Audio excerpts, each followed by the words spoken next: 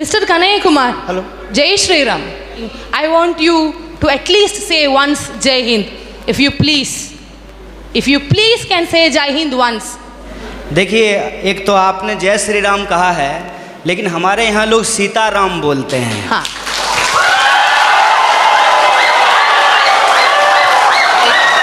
Sitaram. Excuse me.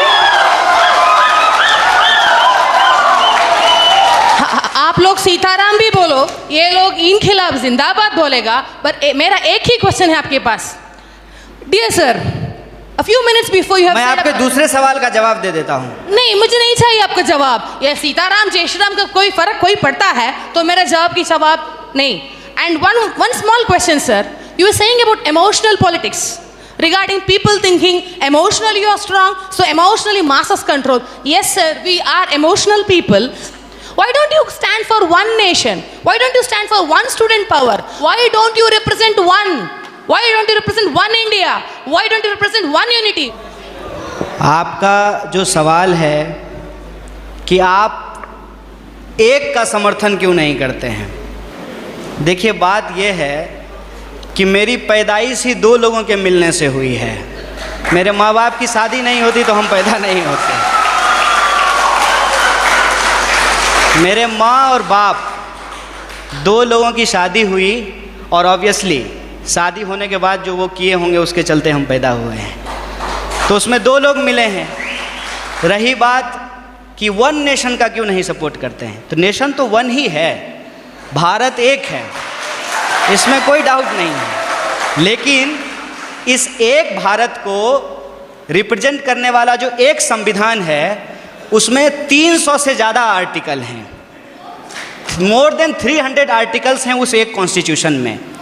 और जो आप कह रहे हैं कि वन नेशन, उस वन नेशन को रिप्रेजेंट करने के लिए जो एक पार्लियामेंट है उसमें भी दो सदन हैं, लोकसभा और राज्यसभा, और उसमें से जो चुन करके लोग जाते हैं उसमें भी कोई एक लोग नहीं जाते हैं, उसमें 545 मेंबर्स जाकर के पहुंचते हैं।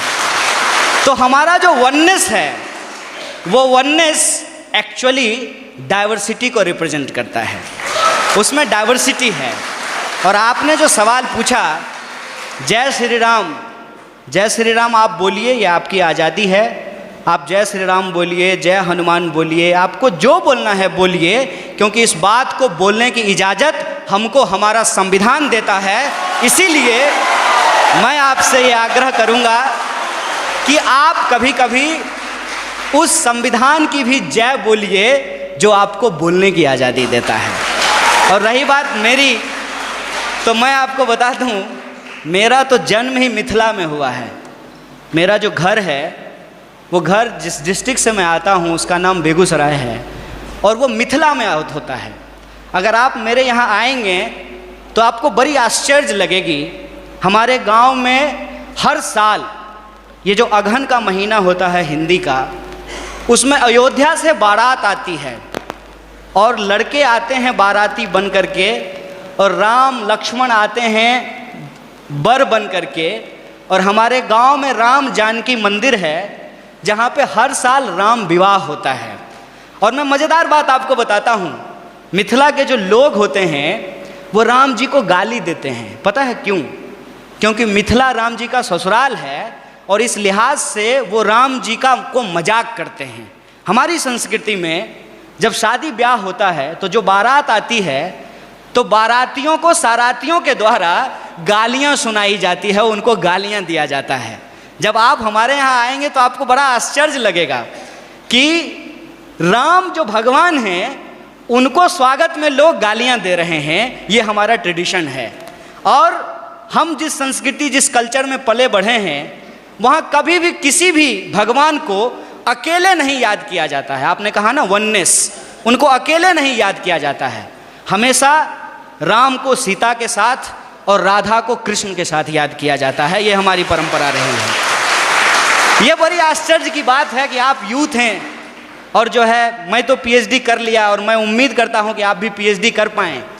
अगर आप पीएचडी करें तो मेरा आपसे ये आग्रह होगा कि आप इस देश में जितने रामायण लिखे गए हैं, कम से कम उन रामायणों पे ही आप पीएचडी कर लीजिए। और मैं आपको बताता हूं कि हिंदुस्तान में कम से कम 300 से ज़्यादा रामायण लिखे गए हैं, मोर देन 300। और मैं एक बार हिमाचल गया था। हिमाचल में त्रिलोकनाथ की मंदिर है। मैं आपको कहता हूं इस देश को घूमिए, यह देश इतना शानदार है कि आप इसकी कल्पना नहीं कर सकते हैं। और आपको कई बार अपने आप को छोटा और तुच्छ महसूस होगा कि हम कितना तुच्छ हैं इस देश के सामने। जब आप त्रिलोकनाथ मंदिर जाएंगे तो त्रिलोकनाथ मंदिर में भगवान बुद्ध की मूर्ति है और भगवान बुद्ध की मूर्ति के ऊपर भगवान शिव का मूर्ति बनाया गया है, सर के ऊपर बनाया गया है। और उस मंदिर में पहले हिंदू साधु आते हैं जो प्रार्थना करते हैं, उसके बाद बुद्धिस्ट मोंक आते हैं जो वहाँ जाकर के परिक्रमा करते हैं। ये हिंदुस्तान की खासियत है। ये हिंदुस्तान की खासियत है कि वहाँ जो लाहौल, मैं उस ज़िले की बात कर रहा हूँ और मैं फैक्चुअली अगर गलत होऊंगा तो आप मुझे करेक्ट कीजिएगा। लाहौल ज़िले में जहाँ ये मंदिर है, वहाँ की जो भाषा है लाहौली, वहाँ का जो रामायण है जो लाहौली भाषा में लिखी गई है, उस रामायण में सीता का अपहरण रावण नहीं करते हैं, बल्कि रावण सीता के पिताजी हैं। उस रामायण के हिसाब से सीता एक्चुअली रावण की बेटी है लाहौली रामायण के हिसाब से, और राम ने प्रेम विवाह करके सीता से शादी कर ली, इसलिए रावण और राम का युद्ध होता है। ये हिंदुस्तान की खासियत है। देखिए, आई डोंट नो कि आपको किसने और क्यों दिमाग में इन चीज़ों को डाला है, लेकिन मैं आपको कहता हूँ कि इस देश में जो लोग पैदा हुए हैं उनके लिए इससे ज़्यादा गौरव की बात नहीं हो सकती है। अगर आप हिमाचल जाएंगे तो आपको महसूस होगा कि आप स्विट्ज़रलैंड में हैं, और अगर आप मैंगलोर और गोवा के बीच पे सोएंगे तो आपको लगेगा जैसे मियामी के बीच पे लेटे हुए हैं। अगर आप इस देश के मैदानों में घूमेंगे तो आपको लगेगा कि ये अमेरिका के उस ग्रीन मैदान से भी ज़्यादा बड़ा मैदान है। अगर आप दक्षिण के पठारों में घूमेंगे तो इसकी अपनी एक खास बात है। अगर आप छोटा नागपुर के पठारों में घूमेंगे तो वह खनिज संसाधनों से भरा हुआ है। मैं आपसे यही कहना चाहता हूँ, आपका देश आपका है, जैसे आपकी माँ आपकी है, और आप अपनी माँ से यदि प्यार करते हैं तो ये आपका निजी मामला है। लेकिन जब आप रोड पे चल रहे हों, कोई आए, कोई भी रंग का झंडा लेकर के और कोई भी नारा लगा करके, चाहे वो इनकलाब जिंदाबाद बोले या जय श्री राम बोले, वो नारा लगा करके, वो झंडा दिखा करके आपसे कहे कि तुम अपनी माँ से प्यार करते हो, जरा करके दिखाओ, तो आपका क्या जवाब होगा?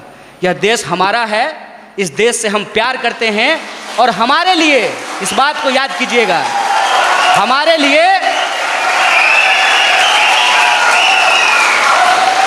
लिए प्यार नुमाइश की चीज़ नहीं है। हम प्रेम करते हैं और अपने दिलों में लेकर के घूमते हैं। बहुत बहुत शुक्रिया, बहुत बहुत धन्यवाद।